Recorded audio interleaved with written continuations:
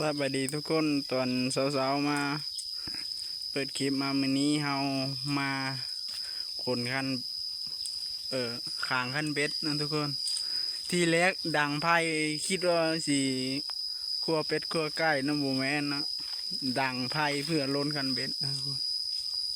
นี่ก็คือคันเบ็ดอันนี้คันเบ็ดของลุงเราเฮ็ดเอาไว้ใส่เนาะทุกคน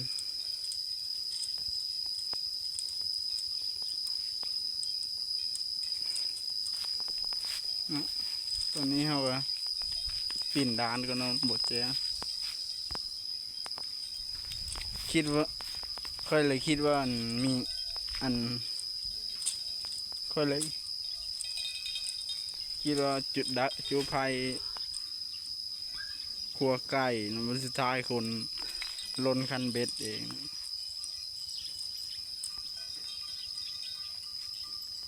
ป้างัวบุตร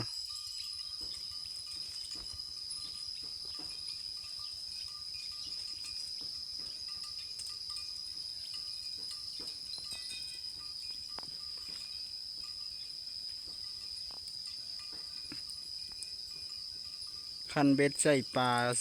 อยู่ก่อข้าวแล้วนี่เนาะทุกคนบ้านแล้วเนาะแถวนะ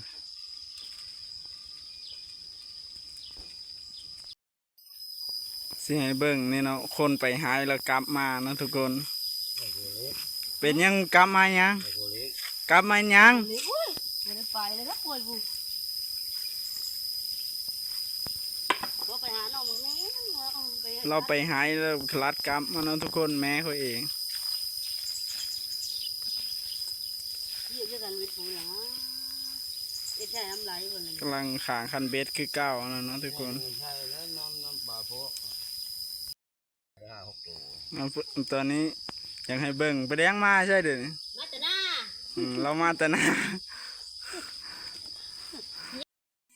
สวัสดีทุกคนหลังจากที่เฮาเบิ่งลุงนั้นเรา